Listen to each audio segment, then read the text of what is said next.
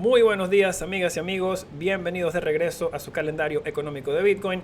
Yo soy Mauricio Di Bartolomeo, cofundador de Eden, y como todos los martes les traemos el mejor resumen de análisis y noticias que necesitas para arrancar la semana en Bitcoin. Hoy es martes 8 de febrero y tenemos un episodio bastante cargado de información para ustedes. El episodio de hoy vamos a empezar mirando a la inflación en los Estados Unidos. Tenemos otra data o otro reporte de la inflación en el mes de enero que sale esta semana y vamos a hablar de qué pueden estar esperando los mercados en base a ese resultado. Igualmente vamos a hablar de las monedas estables y la capitalización de mercado de Tether, la cual por primera vez en la historia pasó a ser menos del 50% del total la capitalización de mercado total de las monedas estables. Vamos a hablar de qué podemos aprender de este evento, este desarrollo. Y por último vamos a hablar del regulador americano, la SEC, quien retrasó sus decisiones en dos aplicaciones para ETFs de spot de Bitcoin. Y estas fueron las aplicaciones de Grayscale, GBTC y de Bitwise. Así que vamos a hablar de qué podemos aprender de esta postura que está tomando el SEC ante estas aplicaciones. Así que, hermanos y hermanas, cafés en mano, que va a estar muy bueno hoy. Y arrancando como de costumbre con Bitcoin, vemos que la semana pasada fue una buena semana para Bitcoin, cerrando arriba 11,8%, luego de haber cerrado también la semana anterior en verde. Lo que vemos que, aunque la acción de precios ha sido bastante positiva, vemos que los volúmenes que se han visto a nivel de spot no han sido, han estado bastante bajos, de hecho. Básicamente han estado muy por debajo de donde estaban los volúmenes anteriormente cuando estábamos en niveles de precios similares. La noticia, mirando el punto de flujo de noticias alrededor de Bitcoin, las noticias más importantes que salieron la semana pasada o recientemente alrededor de Bitcoin fue la noticia, o básicamente los titulares que salieron alrededor del regulador americano, la SEC, quien retrasó las decisiones de aprobar o negar, o de aprobar o rechazar las aplicaciones para un Bitcoin, para un ETF de Bitcoin en spot. Y estas aplicaciones habían sido introducidas por Grayscale y Bitwise. Como ya saben, han habido muchísimas aplicaciones que han sido introducidas a la SEC para crear este ETF de spot de Bitcoin. Y luego de rechazar 6 aplicaciones desde el mes de noviembre, la SEC recientemente publicó 2 requests for comments. La SEC básicamente publicó notificaciones solicitándole comentarios al público y a partes interesadas alrededor de estas 2 aplicaciones para un Bitcoin ETF en spot en particular. Y estas 2 aplicaciones por las cuales se solicitaron comentarios fueron las de Bitwise y las de Grayscale. Aquí pueden ver el titular de la noticia del retraso de la decisión del ETF de Bitwise. Esto salió la semana pasada. Y más recientemente, el 4 de febrero, hace 4 días, se dio la noticia de que la SEC había hecho lo mismo, retrasar la decisión, no rechazar, sino retrasar la decisión en este ETF también, el de Grayscale. En ambos casos, como ya mencionamos, la SEC solicita información adicional y comentarios al público o a entes interesados. Esta noticia o la noticia de estos retrasos fue recibida bastante favorablemente por los mercados, ya que señala que el regulador americano no le ha cerrado la puerta completamente a la posibilidad de una aprobación para un ETF de Bitcoin. Mirando a algunos indicadores de mercados, puntualmente nosotros aquí seguimos muy de cerca, como ya hemos hablado o ya hemos mostrado, la prima o descuento de las acciones del GBTC relativo al valor del Bitcoin que tiene dentro el fondo. Y como podemos ver, o como ya hemos hablado, cada vez que los inversionistas presienten que puede venir una aprobación de este fondo, este descuento se acerca más a cero, básicamente, porque cuando el fondo es como está ahorita, este Grayscale Bitcoin Trust es un fondo cerrado, el precio de las acciones puede variar levemente del valor del Bitcoin, de los activos que tiene el fondo por dentro. Y esto es dado a que los mecanismos de creación y redención de estas acciones no es tan fluido como el de un ETF. Cuando este mecanismo de suscripción y redención de acciones se vuelve mucho más fluido, esta diferencia, este descuento o prima transa muy cercano a cero. Entonces, cuando se está acercando la posibilidad de que esto ocurra, vemos que el descuento se comprime y llega pues más cercano a este nivel de cero. Por ahora, lo que estamos viendo es que el descuento se mantiene todavía a niveles récords. Está en el mayor descuento que se ha visto, digamos, en la historia del fondo. Lo que señala dada esta acción de precios, que los inversionistas necesariamente no han ajustado sus expectativas, así que no es que creen que tienen mejores probabilidades ahora de que esta aplicación sea aprobada. Así que lo ven como positivo, pero los inversionistas no están, digamos, corriendo a comprar estas acciones de este fondo en base a una posible aprobación. Otros analistas que fueron consultados acerca de las posibles aprobaciones o posibilidades de aprobación en los artículos que señalamos, también destacaron que pensaban que las probabilidades de una aprobación eran bastante bajas. Así que tengamos eso en mente. La otra noticia que se dio ayer, de hecho el día de ayer, fue que Tesla anunció el día de ayer que todavía mantenía 1,1999 millones de dólares en Bitcoin al final del año 2021, o sea, hace 2 meses. Esto significa que Tesla pues mantuvo una posición bastante importante de todos los Bitcoin que compró originalmente, y aunque ya asentó una pérdida contable de 101 millones de dólares, también contabilizó una ganancia de 128 millones de dólares en ganancias realizadas por otras transacciones. Teóricamente, esto significa que Tesla todavía puede que tenga una ganancia implícita de 500 millones de dólares en el Bitcoin que compró originalmente el año pasado. Así que bueno, bastante interesante esa noticia. Ya sabemos lo que pasó la última vez que Tesla y Elon Musk se pusieron detrás de Bitcoin el año pasado. Mirando a otros indicadores de mercado, puntualmente la curva de los futuros de Bitcoin, empezamos a ver acá, y vamos a hacer zoom más a esta zona. Empezamos a ver que hay lo que se llama backwardation en estas curvas. Y backwardation no es simplemente el hecho de que el contrato de futuro con entrega al precio de febrero está transando por un precio por debajo al precio actual.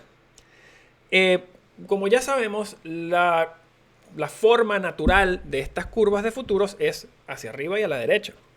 Sin embargo, cuando el precio de Bitcoin en un mes futuro transa por debajo del precio actual, esto hace que la curva tenga una pendiente como la que estamos viendo ahorita. Ese dip que estamos viendo ahorita se llama backwardation y básicamente significa que el precio del Bitcoin en el futuro está transando por debajo del precio actual. Así que eso es bastante importante verlo, ya que se muestra entonces que los mercados de los futuros están esperando o anticipando un precio de Bitcoin por debajo del actual al final de febrero. Mirando otros puntos que nos parecen bastante interesantes, es la tasa de fondeo de los futuros perpetuos de Bitcoin. Y aquí la vamos a colocar. Aquí podemos ver que están las tasas tanto de Kraken, BitMEX como Deribit, y podemos ver que ambas, las tres, se encuentran por debajo de cero. Quiere decir que las tasas de los futuros perpetuos, de los swaps de futuros perpetuos de Bitcoin, se han mantenido negativas mientras el mercado ha venido subiendo por las últimas 3 semanas. Esto no es lo que ocurre típicamente, ya que las tasas de fondeo de estos futuros perpetuos reflejan qué lado del trade típicamente tiene más inversionistas apalancados. Si hay más contratos largos que están esperando alza, que están esperando que el precio suba, la tasa de fondeo va a ser positiva. Si hay más contratos que están cortos, queriendo decir que hay más contratos apalancados buscando que el precio baje, la tasa de fondeo va a ser negativa. Así que estamos viendo que la tasa de fondeo se ha mantenido negativa mientras el precio sube, queriendo decir que hay más inversionistas apalancados en el lado corto de ese contrato. Vamos a mantener eso también en mente. Por último, mirando el interés de posiciones cortas para Bitcoin en el exchange Bitfinex, nos damos cuenta que la posición de cortos en Bitfinex se mantiene bastante elevada relativo a niveles históricos y no ha bajado en cara a este más reciente rally. todos estos tres factores que acabamos de nombrar, la pendiente de la curva de los futuros, el hecho de que la tasa de fondeo de los swaps esté negativa y el hecho de que estas posiciones cortas en Bitfinex se mantengan altas, sugieren que hay inversionistas que todavía están protegiéndose hacia la baja, incluso aunque los precios han venido subiendo entre las últimas 3 semanas o 2 semanas y media. Hay algunas implicaciones muy interesantes de la postura actual que estamos viendo en los inversionistas. Primero, ya que el apalancamiento está en el lado corto, esto crea un setup bastante interesante, ya que si el precio cae, no van a haber liquidaciones, ya que los apalancamientos están buscando que el precio baje. El caso opuesto, queriendo decir que si caemos, como el apalancamiento está del lado corto, puede que no hayan esa presión de esas liquidaciones en cascada que nos continúan llevando cada vez más bajo. Lo opuesto de eso es que como el apalancamiento está del lado corto, si hay buenas noticias, las liquidaciones van a ocurrir mientras el precio sube. Y esto crea lo que se llama un short squeeze y causa que el precio se derrita, pero hacia arriba, porque se están liquidando todos los apalancados que están, digamos, expuestos al corto. Aunque este concepto suena bastante emocionante e interesante, no nos olvidemos que la administración de Biden tiene una posible instrucción que puede enviar a sus reguladores para encargarlos de regular la industria cripto. Y aunque esto todavía es un rumor, pudiera introducir muchísima volatilidad si y cuando se da este evento. Y esto pudiera ser lo que algunos inversionistas están tratando de protegerse. Así que bueno, más detalles en nuestras próximas secciones. Pasando a nuestro análisis del S&P500 y los mercados capitales, vemos que han sido semanas bastante volátiles en los mercados capitales, mientras que vemos que los bancos centrales alrededor del mundo actúan, digamos, rápidamente para tratar de elevar sus tasas de interés y, digamos, enfriar un poquito sus economías que algunas corren el riesgo de estar recalentándose. Hablando de este esfuerzo de los bancos centrales por subir sus tasas de interés, la semana pasada vimos que la tasa de interés en el bono de 10 años de los Estados Unidos llegó a una tasa de interés del 1,9%. Esto es un nivel que no se ha visto desde antes de la pandemia. Y como podemos ver, según la gráfica que muestra aquí el Wall Street Journal, todos los países en Europa, Italia, España, Francia y Alemania, ya tienen tasas de interés en el bono de 10 años por encima de 0. Y como podemos ver, tanto Alemania como Francia llegaron a tener esa tasa en el negativo durante el año 2020. Así que interesante ver que hemos tenido un gran esfuerzo coordinado de bancos centrales en subir estas tasas de interés. Ahora, vamos a mirar puntualmente qué tan rápido ha subido esta tasa de interés del bono de 10 años. Y como podemos ver, sí, es una subida bastante interesante. Pero si la comparamos con lo que ha subido el bono de 5 años, vemos que ha subido mucho más agresivamente, y el de 2 años ha subido mucho más agresivamente que esa también. Lo que vamos a hacer ahora es comparar cómo han cambiado estas tasas en los diferentes bonos. ¿Okay? Este que tienen en su gráfica, en su pantalla, es el bono de 2 años. ¿Okay? Vamos a agregar el bono de 5 años, vamos a agregar el bono de 10 años y vamos a agregar el bono de 30 años. Como podemos ver, si nos vamos al principio del año 2022, perdón. Vamos a agarrarlo acá. Como podemos ver, desde que arrancó el año, bueno, vámonos un poquito más así, desde que arrancó el año, la tasa de interés en el bono de 2 años ha subido 53%, la del bono de 5 años ha subido el 20%, la de 10 años ha subido el 10% y la de 30 años ha subido el 6,42%. Lo que estamos viendo acá es que el mercado básicamente está diciendo que espera tasas de interés mucho más altas en el corto plazo, de 2 a 5 años, y que no espera tasas tan altas en el futuro más largo, más lejano, de entre 10 y 30 años, ¿verdad? La curva de las tasas es una manera, digamos, que suena fancy de decir las tasas de interés a las diferentes madureces de los diferentes bonos. Por ejemplo, la tasa de un año es, vamos a dar los ejemplos que están aquí puntualmente. La tasa de interés de un bono de 2 años es 1,3%.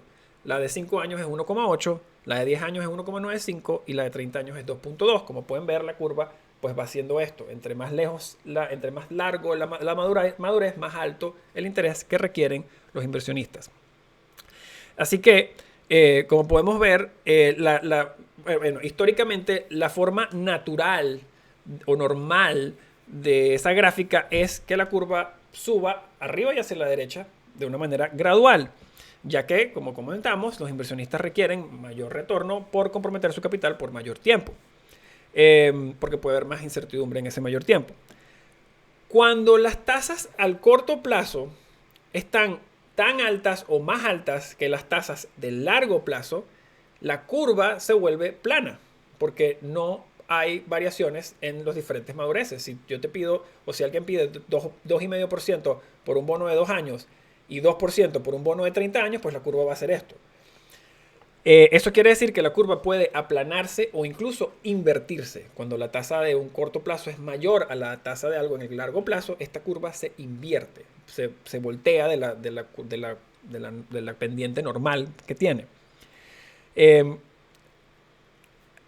Lo que hemos visto desde que arrancó el año 2022 es que esta curva de tasas de interés se está aplanando. Están subiendo muchísimo las tasas de interés de los bonos a corto plazo y las de largo plazo se están quedando igual.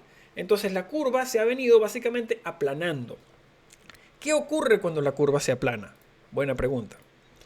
La gráfica que están viendo acá es de la Reserva Federal de Estados Unidos y compara la diferencia entre la tasa de interés del bono de 10 años y la tasa de interés del bono de 2 años. Como pueden ver, el número naturalmente es positivo, ya que la tasa de interés normalmente requiere o exige una tasa mayor a la de 2 años.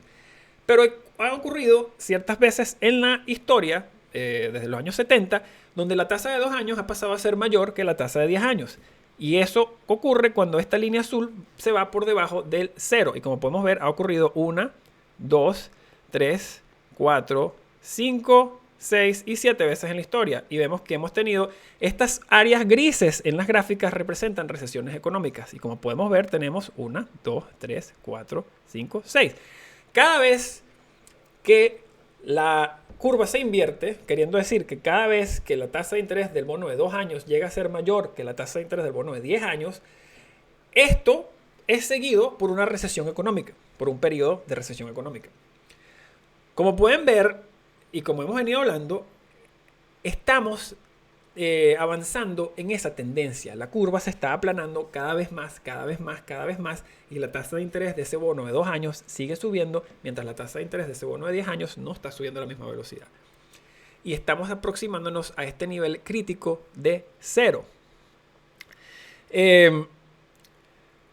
Ya que esto es una relación tan importante y tiene tanta data histórica para básicamente demostrar que una inversión en la curva conlleva muchas veces a una recesión económica, esta es una relación que vamos a continuar monitoreando y vamos a continuar dando actualizaciones. Este asunto de las curvas aplanándose no solamente está limitado a los Estados Unidos. Estamos viendo que las tasas de interés a corto plazo están subiendo muy rápidamente en Europa también. Hemos visto que los mercados capitales, volviendo acá a la gráfica del S&P 500, vamos a sacar aquí estas comparaciones. Lo que hemos visto es que los mercados capitales han aguantado este ascenso de las tasas de interés relativamente bien. Sin embargo, históricamente cuando las tasas suben, los mercados entran bajo presión. Y lo que estamos viendo ahorita es que están subiendo las tasas enormemente y también vemos que los precios del barril de petróleo se mantienen disparados. Han subido bárbaramente en lo que va de año. Y estas dos condiciones generalmente impactan los mercados de una manera negativa. Así que es posible que los mercados entren bajo presión si continuamos viendo las tasas de interés subiendo y los precios del barril también. Esto va a acentuarse incluso más si vemos que la data de inflación en la economía de los Estados Unidos continúa saliendo alta. Esta semana vamos a tener otra lectura de la data inflacionaria en los Estados Unidos del mes de enero y vamos a detallar un poquito más qué podemos esperar acerca de este reporte en nuestra sección de qué tenemos por delante esta semana. Pasando a nuestro análisis del oro, vemos que el oro tuvo una buena semana la semana pasada, arriba 91 puntos base. Y esta semana va arriba 1,02% también. Entre las últimas 2 semanas vemos que ya ha prácticamente recuperado casi todo lo que perdió en la última semana de enero. Interesantemente, vimos que gracias a data que compartió el Fondo Monetario Internacional la semana pasada, pudimos ver que los bancos centrales alrededor del mundo agregaron 14,2 toneladas de oro a sus reservas durante el mes de diciembre. Así que interesante ver que los bancos centrales se están volviendo un poquito más activos con estas compras. Vemos que Turquía fue uno de los líderes a nivel del volumen comprado y ellos están teniendo ciertos problemas con su moneda. Por otro lado, en el mundo del oro vimos que hubo una casa de inversión japonesa bastante reconocida que se llama Matsui, la cual anunció la semana pasada que se está preparando para lanzar una criptomoneda respaldada por los precios del oro. Esta sería la primera criptomoneda respaldada por oro de Japón y la firma anunció que planea que este activo esté primero listado en sus propios exchanges antes de ir a listarse en otros exchanges. Así que, ¿cuál puede ser el próximo catalizador del oro? Y ese vendría siendo la data inflacionaria que tenemos esta semana de la Reserva Federal. Como hemos visto, las tasas de interés han ido subiendo bastante. Así que si esa inflación se reporta más alta de lo esperado, el oro puede entrar bajo presión. Si esa inflación se reporta más baja de lo esperado, el oro puede entrar bajo presión. Si la inflación sale por encima de lo esperado, el oro pudiera beneficiarse. Pasando al mundo de DeFi, vemos que fue una semana bastante volátil en el mundo de DeFi. Ambos, el índice de DeFi, al igual que Ethereum, cerraron la semana pasada con ganancias de más del 15%. Así que es bastante interesante. Y hubo varios eventos importantes durante la semana pasada. Primero que todo, vamos a hablar de las monedas estables. Y para eso vamos a buscar acá la gráfica de la capitalización de mercado de las diferentes monedas relativo a la capitalización de mercado de Tether. Esta gráfica que tienen en su pantalla compara la capitalización de mercado de todas las stablecoins excepto Tether con la de Tether. Y esto era para ilustrar lo grande que siempre ha sido Tether relativo a las otras monedas. Para dar un ejemplo, en enero del año pasado, hace un año, todas las monedas estables sumadas juntas representaban el 32% de la capitalización de mercado de Tether. En un año, básicamente todas las otras monedas estables han crecido de tal forma que ahora Tether solo representa menos del 50% de la flota total de monedas estables. Queriendo decir que por primera vez en la historia, Tether representa menos de la mitad del universo de stablecoins. Es impresionante, muy impresionante, la velocidad a la cual han venido creciendo estas otras monedas. No se puede dejar de resaltar la dominancia que tenía Tether hace un año y cómo han surgido estos otros competidores para ofrecer ahora propuestas de valor muy interesantes para las personas, como USDC, la cual es la moneda estable que utilizamos acá en Leden. Adicional a esto, por otro lado, en el mundo DeFi también vimos una noticia muy interesante alrededor de un hack enorme que hubo en el mundo de DeFi. Una plataforma bastante prominente o famosa en el mundo de DeFi, la cual se llama Wormhole, sufrió un hackeo y perdió $325 millones. Wormhole es un puente descentralizado entre los protocolos de Solana y Ethereum, queriendo decir que es un servicio mediante el cual personas pueden intercambiar activos de un protocolo por activos del otro protocolo. A menos de 24 horas del hack habiendo sido anunciado, Jump Trading, que es una empresa de inversión con base en Chicago, con más de 20 años de experiencia en los mercados tradicionales, básicamente alzó la mano y dijo que ellos iban a contribuir los 325 millones necesarios para reintegrarle el monto a las personas que estaban utilizando su protocolo, que básicamente reembolsarle las pérdidas a las personas que fueron afectadas. Este hack, para ponerlo en contexto, se reporta que este es el cuarto hack más grande en la historia de cripto. Y para ponerlo en contexto, es mucho, bueno, incluso más grande que el hack que ocurrió en Quadriga, el exchange canadiense que muchos conocen. Ahora, para dar todo el contexto de esta acción y el por qué, tenemos que entender que Jump Trading tiene un interés bastante concreto en que este proyecto Wormhole sea exitoso. Y esto se debe a que Jump Trading compró una empresa que se llama Certus One, y ellos fueron los developers que fueron uno de los mayores contribuidores tras el desarrollo de este protocolo Wormhole. Y esta compra Jump la hizo el 21 de agosto del año pasado. Así que bueno, este hack una vez más resalta los riesgos en este sector de la industria en DeFi en un momento durante cual muchos reguladores tienen sus ojos muy puestos sobre esta industria. Y pasando a nuestro comentario de dificultad minera de Bitcoin, vemos que la dificultad alcanzó un nuevo máximo histórico la semana pasada, llegando a 26,69 terahashes. Ya hemos recuperado esencialmente todo lo que se perdió con la prohibición en China. Y mirando al mempool, nos damos cuenta también que los costos y tiempos de transacción en la red se encuentran a niveles óptimos. Y como siempre, nos despedimos con qué podemos esperar para la semana que viene. Como ya hemos hablado, Bitcoin parece estar montada en la ola de Tesla luego del anuncio del día de ayer. La próxima gran prueba para los mercados pudiera ser la data inflacionaria que va a salir del mes de enero en los Estados Unidos que se publica esta semana. La data se publica a las 8:30 de la mañana, hora del este, el día jueves. Y los analistas esperan que la inflación anual en los Estados Unidos será reportada al 7,2% para enero, de 7% que se reportó en diciembre. La inflación del mes a mes está esperada a 0,4% y la anterior del mes pasado fue de 0,5%.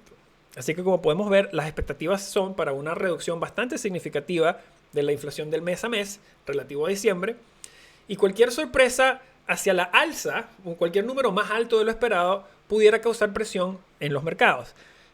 Opuesto a eso, cualquier número que entre por debajo de lo estimado pudiera ser celebrado por los mercados. Como siempre, cerramos con un resumen de qué podemos esperar de ganancias y eventos en la próxima semana. Este día, martes, hoy, tenemos los reportes corporativos de ganancias de KKR y Lyft. Mañana, miércoles, tenemos reportes de ganancias de Uber y Motorola. A las 10:30 de la mañana, hora del este, habla la gobernadora de la Fed, Michelle Baumann. A las 12 del mediodía mañana habla el presidente de la Fed de Cleveland, Loretta Mester. Y el día jueves tenemos reportes de ganancias de Twitter, Western Union y Eventbrite. A las 8:30 de la mañana es el reporte inflacionario bastante importante que hemos venido hablando. A esa hora sale data de índices del precio del consumidor mes a mes, índices de precio del consumidor año tras año. A las 2 de la tarde, el día jueves, tenemos el presupuesto federal de los Estados Unidos. Y a las 7 de la noche tenemos un discurso por el presidente de la Fed de Richmond, Tom Barkin. Así que semana bastante activa. Tenemos esa data inflacionaria y un par de otras cositas que pueden posiblemente mover los mercados. Con esto llegamos al final del episodio de hoy. Si disfrutaron nuestro contenido, si aprendieron algo, los invitamos a que le den like, manita arriba, se suscriban al canal, lo compartan con sus amigos. Si todavía no tienen una cuenta en Ledn, los invito a que revisen ledn.io y aprendan cómo pueden empezar a ganar hasta el 9,25% en sus ahorros USDC y hasta el 6,25% en su primer medio Bitcoin. También tenemos las mejores tasas en créditos en dólares respaldados por tu Bitcoin si necesitas liquidez y no quieres vender tus satoshis. Y por último tenemos nuestro más reciente producto, el cual es la hipoteca de Bitcoin, que te deja comprar una casa tan grande como tu stack. Así que Muchísimas gracias a todos por acompañarnos. Los quiero muchísimo. Nos vemos la semana que viene.